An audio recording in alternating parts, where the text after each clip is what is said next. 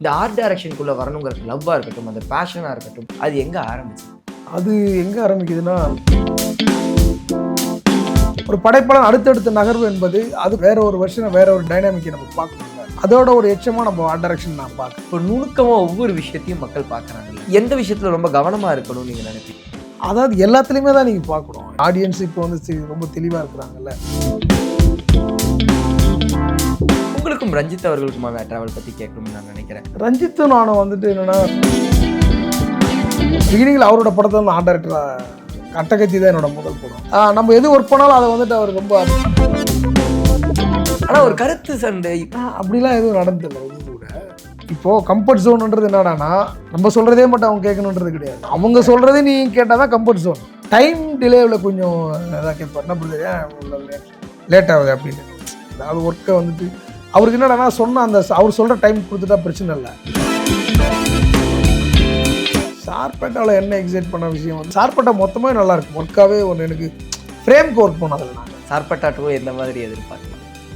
சார்பேட்டா 2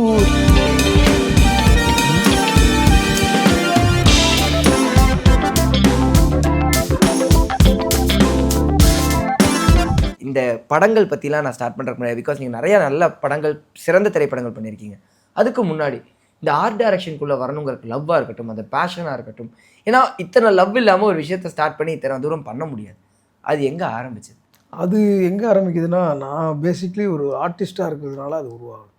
ஓவியனா நம்ம வந்துட்டு நம்மளுடைய பயணத்தை தொடரணும். ஓவியக் கல்லூரி, அதாவது நான் பேசிக்லி சின்ன வயசுலேருந்து வரைவேன். ட்ராயிங் பண்ணுறது எனக்கு ரொம்ப பிடிச்சமான விஷயம். நான் ஒரு கிராமத்தில் பிறந்த ஒரு ஆள். அங்கே இருக்கிற சூழல் அதுக்கான ஒரு இடத்த நம்மளுக்கு உருவாக்கி கொடுக்குது. ஒரு ஆர்ட் ஃபார்மாக ஒரு பார்க்குற ஒரு க்ரீன் பச்சையை பார்ப்போம். தண்ணி, ஆறு, மலை, கடல், இது மாதிரியான விஷயங்களோட நம்ம பயணிக்கும் பொழுது ஒரு அது உள்ளுணர்வு ஆட்டோமேட்டிக்காக ஒரு படைப்பாளனுக்கு அது ஒரு பெரிய விசாலமான இடமா இருக்குது. அப்போ நம்ம வந்து ஒரு ஆர்டிஸ்ட்டாக பேசிக்கலி சின்ன வயசுலேருந்து அதை வந்துட்டு ஒரு ஓவியம் வரைதல் ஈடுபாடு உள்ள ஒரு ஆளாக நம்மளுக்கு வந்துட்டு ஒரு வாய்ப்பு அமையுது அந்த சூழல். அப்படி நான் வரைஞ்சிட்டே இருக்கும்பொழுது அப்போது நம்ம ஓவியக் கல்லூரியில் ஜாயின் பண்ணுறேன். ஓகே. ஓவியக் கல்லூரியில் ஒரு ஆர்டிஸ்ட்டாக நம்ம காலேஜ் ஆஃப் ஃபைன் ஆர்ட்ஸ் ஓவியக் கல்லூரி, அங்கே நம்ம வந்துட்டு ஒரு ஆர்டிஸ்ட்டாக வந்துட்டு படிக்கிற என்னுடைய எஜுகேஷன் வந்து அங்கே தொடருது. ஒரு ஆர்டிஸ்ட்டு ஒரு பேப்பர், ஒரு பென்சில், இது மாதிரியான ஒரு கேன்வாஸ் இதுக்குள்ளே வரைஞ்சிட்டே இருக்கிறோம். ஒரு படைப்பாளன் அடுத்தடுத்த நகர்வு என்பது அதுக்குள்ளே வந்து அதோட வேற ஒரு வருஷம் வேற ஒரு டைனாமிக்கை நம்ம பார்க்கணும்ல. அதோட ஒரு எச்சமாக நம்ம ஆர்ட் டைரக்ஷன் நான் பார்க்குறேன். ஓகே.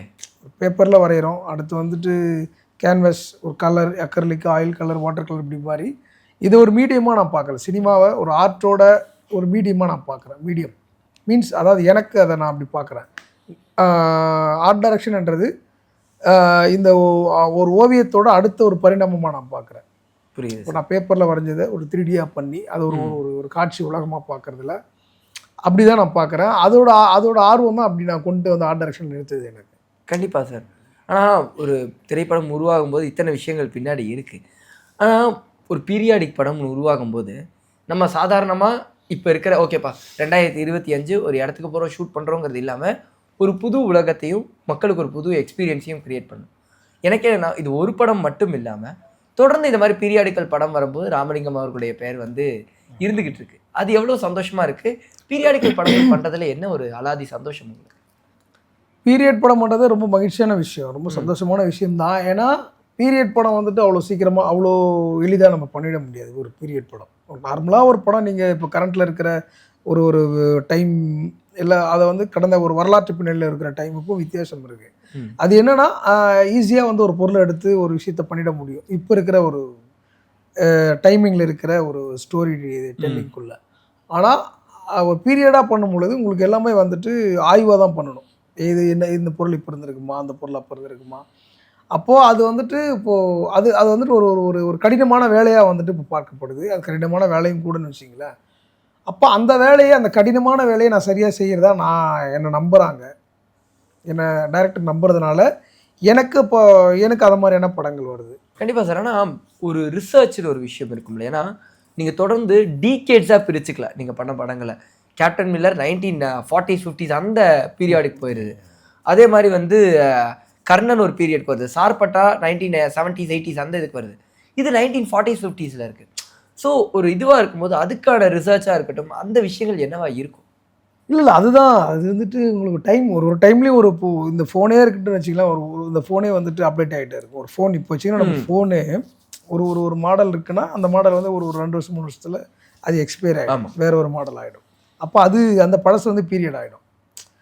இப்படி நம்ம ஒரு பொருள் இப்போ இருந்துச்சா இல்லையான்றதை நம்ம பார்க்குறது தான் பெரிய வேலையாக இருக்கும் பீரியடில். சும்மா ஒரு ஸ்க்ரீன் இருக்குது, இந்த ஸ்க்ரீன் அப்போ இருந்திருக்குமா, இந்த ஸ்க்ரீன் என்ன மெட்டீரியலில் இருக்குது, இந்த பாலிஸ்டர் இருந்திருக்குமா, இல்லை வந்து காட்டனில் இருந்திருக்குமா, இல்லை டெரிகாட்டனில் இருந்திருக்குமா, என்ன மாதிரியான அது எப்படி, இதெல்லாம் கூட நம்ம பார்க்கணும்னு வச்சுக்க. அப்போ ஒன்று வந்து நம்ம வந்துட்டு காலங்கள் கடக்க நம்மளுக்கு வேலைகள் அதிகமாகிட்டே இருக்கும். இப்போ நுணுக்கமாக ஒவ்வொரு விஷயத்தையும் மக்கள் பார்க்குறாங்கல்ல, எந்த விஷயத்தில் ரொம்ப கவனமாக இருக்கணும்னு நீங்கள் நினைப்பீங்க? இதெல்லாம் செலெக்ஷன் பண்ணிட்டேன், ஓகே இதில் மிஸ்டேக் வரக்கூடாது, இதில் மிஸ்டேக் வரக்கூடாதுன்னு நீங்கள் யோசிக்கிற விஷயம் என்னவா இருக்கும்? அதாவது எல்லாத்துலேயுமே தான் நீங்கள் பார்க்கணும். அதாவது பீரியடுன்னும் போது டோட்டலாக எல்லாமே நீங்கள் பார்த்தாகணும். இது மட்டும் கிடையாது. இப்போ இந்த பொருள்னா சும்மா ஒரு ஒரு ஒரு ஒரு ஜக் இருக்குன்னா அந்த ஜக்குக்கு மட்டும் நீங்கள் பார்க்க முடியாது. எல்லாம் அங்கே இருக்கிற எல்லா பொருளும் அந்த காலகட்டத்தை ஒன்று எல்லாத்தையுமே நீங்கள் நோட் பண்ணணும். பர்டிகுலராக ஒன்று மட்டும் பார்க்க முடியாது. சரி இதை வச்சு நான் அதை அட்ஜஸ்ட் அப்படிலாம் கிடையாது. ஓகே, எதுவுமே அட்ஜஸ்ட் பண்ணவே முடியாது. இங்கே அட்ஜஸ்ட் பண்ண முடியாத டைமில் இருப்போம் நம்ம அங்கே. ஆக்சுவலாக நீங்கள் எல்லா பொருளையும் தான் பார்க்கணும். ஒரு சின்ன பொருள் கூட பார்க்கணும். நீங்கள் சும்மா ஏதாவது ஒரு ஃப்ரேமில் சும்மா ஏதாவது ஒரு எப்படி சொல்கிறதுனா ஒரு பேனா வச்சாலும் பார்க்கணும், பென்சில் வச்சாலும் பார்க்கணும், ஒரு நோட் புக் இருந்தாலும் பார்க்கணும், ஒரு மேகசின் இருந்தால் பார்க்கணும், ஒரு பேப்பர் இருந்தால் பார்க்கணும். எல்லாமே அந்த டைம் உங்களுக்கு ஒரு பேப்பர் இருக்குன்னா அந்த டைமில் நடந்த சம்பவத்தை அந்த பேப்பரில் நம்ம வந்து பிரிண்ட் பண்ணி வைக்கணும்.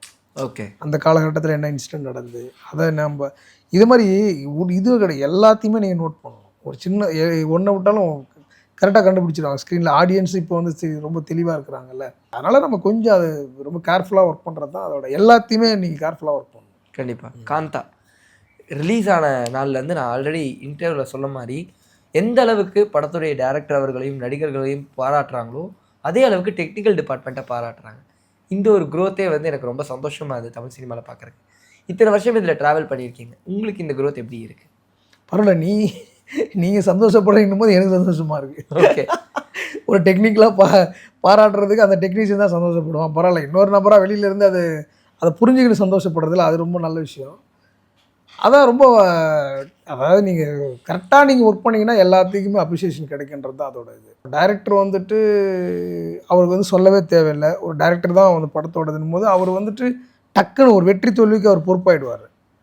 ஆனால் அது பின்னாடி இருக்கிற ஒரு ஆளை வந்துட்டு ரொம்ப நோட் பண்ணி பாராட்டுறது இருக்குல்ல, அப்போ அவன் அந்தளவுக்கு உழைச்சா தான் அதுக்கு வெளியே தெரியும். ப்ராமினெண்ட்டாக தெரிகிற மாதிரி ஒரு ஒர்க் பண்ணால் தான் அது தெரியுது. அப்போது இந்த படத்தில் அப்படி வேலை தெரிஞ்சிருக்குன்றதில் எனக்கு ரொம்ப மகிழ்ச்சி. இப்போ ஒரு படமும் அப்படி தான் நான் பண்ணணும்னு ஆசைப்பட்றேன். உங்களுக்கு காந்தாவோட இன்டேக் இது நான் இந்த படத்துலேருந்து எடுத்துக்கிட்டேன்னா என்ன சொல்லுவீங்க? இன்னும் வந்துட்டு ரொம்ப எப்படி ரொம்ப கிளியராக ஒர்க் பண்ணணும் அப்படின்னு ஒரு விஷயம்.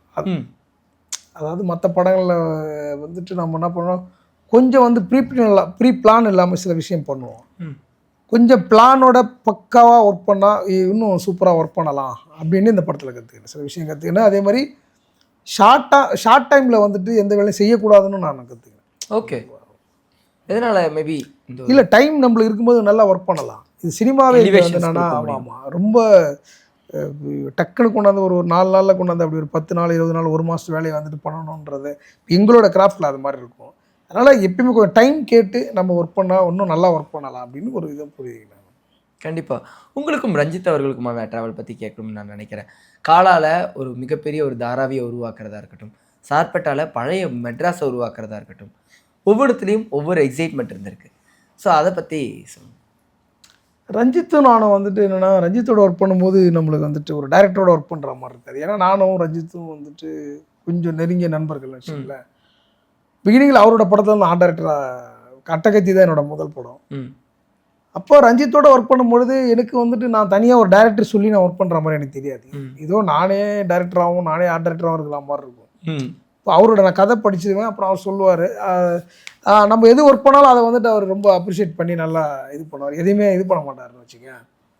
அப்போ ரஞ்சித்தோட ஒர்க் பண்ணும்போது எனக்கு அது அந்த ஒரு சுதந்திரம் இருக்குது. அது என்னென்னா மற்ற டைரக்டரும் சுதந்திரம் கொடுக்குறாங்க, இருந்தாலும் கூடயே இருந்த நண்பர்கள் ஒரு கம்ஃபர்ட் ஜோன் இருக்கும்ல, அந்த கம்ஃபர்ட் ஜோன். அதே மாதிரி அவரு ஒரு ஆர்டிஸ்ட்டு, அவர் ஒரு என்னோட கிளாஸ்மேட், நாங்கள் 2 பேரும் ஓவியர்கள். ஓகே, ஆமாம், ஒரே காலேஜ் படித்தோம். அப்போது அந்த ஒரு ஆர்டிஸ்டோட வியூவில் இருந்து ஒரு விஷயத்தை பார்க்குறது, அப்போ நம்மளோட அவரோட என்ன யோசிக்கிறாருன்னு என்ன புரிஞ்சிக்க முடியும். நான் என்ன பண்ணாலும் அது வந்து சரி இவர் கரெக்டாக பண்ணுவார் அப்படின்னு அவருக்கு ஒரு புரிதல். அப்போ அதை வந்துட்டு எனக்கு அவரோட ஒர்க் பண்ணுறது சரி வெளியில் ஒரு ஏதோ ஒரு டேரக்டரோட ஒர்க் பண்ணுற ஒரு இது இருக்காது. அப்படியே நம்ம ஏதோ நம்ம தான் அதுக்குள்ளே எல்லாமே ஆடுது அப்படின்ற மாதிரி இருக்கும். ஆனால் ஒரு கருத்து சண்டை இது இருக்கும்ல எப்போவுமே ஒரு ஏன்னா டேரக்டர் இது வரும்போது இவ்வளோ கம்ஃபர்ட்டோட ஒர்க் பண்ணும்போது இந்த மாதிரி பண்ணாதான் கரெக்டாக இருக்குங்கிற மாதிரியான விஷயங்கள் நடந்திருக்கா? அது எதாவது ஒரு இன்சிடென்ட் இருக்கு? அப்படிலாம் எதுவும் நடந்ததில்லை ரஞ்சித் கூட. அப்படிலாம் இன்ன வரலாம் அவருக்கு எனக்கு வந்ததே கிடையாது. அந்த மாதிரி சண்டையா நான் கேட்கல. இப்போ ஒரு இன்புட் நம்ம இல்லை இன்புட்டே தான் அப்படின்னு. இல்லை அதை தான் சொல்கிறேன்ல, அப்படிலாம் வந்ததே இல்லை. அது நான் எது சொன்னாலும் அவர் எதுவும் இது பண்ண மாட்டார். ஓகே, அதான் என்ன தேவைன்னு தான் நான் சொல்லுவேன். அப்படி அவர் ஏதாவது சொல்லுவார், அதை நான் வேணான்னு சொல்ல மாட்டேன். ஓகே, அவர் சொல்கிறத அவர் அது மாதிரி நிறைய சொல்ல மாட்டேன். ஒரு விஷயம் சொல்லிட்டாலும் நம்ம ஸ்கெட்ச் பண்ணி காட்டுவேன். அவர் ஸ்கெட்சை பார்த்தீங்கன்னா ஓகே பதில் எதனா சொல்லுவார், இது மாற்றிலாம் அதை மாற்றிலானும் போது ஓகே. இப்போது கம்ஃபர்ட் ஜோனுன்றது என்னடானா நம்ம சொல்கிறதே மட்டும் அவங்க கேட்கணுன்றது கிடையாது. அவங்க சொல்கிறதையும் நீ கேட்டால் தான் கம்ஃபர்ட் ஜோன். இல்லைன்னா அது அந்த இடம் கம்ஃபர்ட் ஜோன் கிடையாது. புரியுதா? அப்போது அதையும் அக்செப்ட் பண்ணல நீ. அதுதான் ஒரு கம்ஃபர்ட்டாக இருக்கும். அவர் சொல்கிறதையும் நம்ம கேட்பேன். அவர் என்ன சொன்னாலும் தப்பாக சொல்ல மாட்டார்.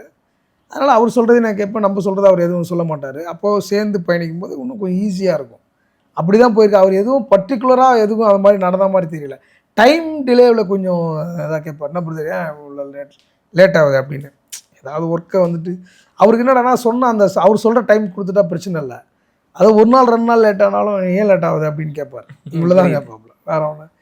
கண்டிப்பாக. ஆனால் சார்பட்டால எல்லாமே எக்ஸைட்டிங்காக இருந்திருக்கு. ஆனால் உங்களை ரொம்ப எக்ஸைட் பண்ண விஷயம் என்ன சார்பட்டால? சார்பேட்டாவில் என்ன எக்ஸைட் பண்ண விஷயம் வந்துட்டு அந்த செட்டு தான். அதை நம்ம ரிங்கு இல்லை அதாவது அந்த மணிக்கூண்டு செட்டு, அது எனக்கு ரொம்ப பிடிச்சது. ஆக்சுவலி ரொம்ப ஆய்வு பண்ணி அதை ஒர்க் பண்ணி அதெல்லாம் லெஃப்ட் ரைட்லாம் என்னென்ன இருந்துச்சுன்னா அது எனக்கு ரொம்ப பிடிச்சி அந்த மணிக்கூண்டு வந்து நான் ரசிச்சுட்டே இருந்தேன். அந்தளவுக்கு நல்லா ரொம்ப லைவாக அதை கொண்டு வந்து அதே இன்ச் அதே ஹைட்டு எல்லாத்தையும் கரெக்டாக மெஷர் பண்ணி அதை பண்ணது அது ரொம்ப பிடிச்சிது. அப்புறம் உள்ள நிறைய சின்ன சின்ன வேலைகள்லாம் பண்ணோம். ஒரு பெரிய சாராயம் காய்ச்சல் இடம் மாதிரி ஒரு இடம் பண்ணோம். அதை லைவாக திருவண்ணாமலையிலேருந்து ஆட்கள்லாம் வர வச்சு எப்படி இந்த சாராயத்துக்கு பயன்படுத்தக்கூடிய அந்த மூலப்பொருட்கள் அது எல்லாத்தையும் பயன்படுத்தி ரொம்ப ஒரு சும்மா அது மாண்டேஜில் வந்து போவோம். அந்த விஷயம்லாம் எனக்கு ரொம்ப பிடிச்சது. சார்பட்டா மொத்தமாக நல்லாயிருக்கும். ஒர்க்காகவே ஒன்று எனக்கு ஃப்ரேம்க்கு ஒர்க் பண்ணோம். அதில் நாங்கள் ஃபுல்லாக வந்து ஓப்பனாக ஒர்க் பண்ணிவிட்டு அதுக்குள்ளே கேமரா இல்லாமல் இதுதான் ஃப்ரேம், இதில் தான் நம்ம வேலை செய்யணும். அப்படி வேலை செஞ்ச படம். அப்போது ஆக்சுவலாக படம் பார்த்தீங்கன்னா பெரிய பிரம்மாண்டமான ஸ்கேலாக இருக்கும். ஆனால் நீங்கள் ஸ்க்ரீனில் பார்க்குறது மட்டும் தான் நாங்கள் வேலை செஞ்சுருப்போம். அதுக்கப்புறம் அதில் எதுவுமே எக்ஸ்ட்ரா நம்ம ஒர்க் பண்ணதை அவர் ஷூட் பண்ணாத இடமே இருக்காது. நிறைய படத்தில் வந்து நம்ம ஒர்க் பண்ணுவோம், அந்த இடம் நிறைய ஷூட் பண்ண மாட்டாங்க. இதில் ஃப்ரேமுக்கு மட்டும்தான் வேலை செஞ்சேன் சார்பட்டாவில். அப்படி அதே மாதிரி காந்தாவிலையும் ஃப்ரேம் ஒரே ஒரு சின்ன ஃப்ரேம் கூட வேஸ்ட் ஆகலை. ஒரு சின்ன ஒரு ரீப்பர் கூட வேஸ்ட் ஆகலைன்னு வச்சுக்கேன். அந்த மாதிரி ஒர்க் பண்ணோம். கண்டிப்பாக. சார்பட்டா 2 எந்த மாதிரி எதிர்பார்க்கலாம்? சார்பட்டா 2 தெரியல, நான் பண்ணலை ஆக்சுவலாக. ஓகே, தெரியல. அது பண்ணுறேன்றாங்க. எனக்கு யாரும் அந்த மாதிரியான அழைப்போ எதுவுமே இல்லை. பண்ணால் நல்லா தான் பண்ணுவார். கண்டிப்பாக. ஸோ நிறையா விஷயங்கள் பேசணும். அதாவது ஒரு ஆர்ட் டைரக்ஷனுக்குள்ளே என்னென்ன நுணுக்கங்கள் இருக்காது, எந்த மாதிரிலாம் பண்ணணுங்கிறதா இருக்கட்டும், காந்தா திரைப்படத்தில் எத்தனை ஒர்க்கு இருந்திருக்குங்கிறதா இருக்கட்டும், நிறையா பேசணும். இந்த ஒரு சந்திப்புக்கு ரொம்ப ரொம்ப நன்றி. தேங்க்யூ. ரொம்ப நன்றி.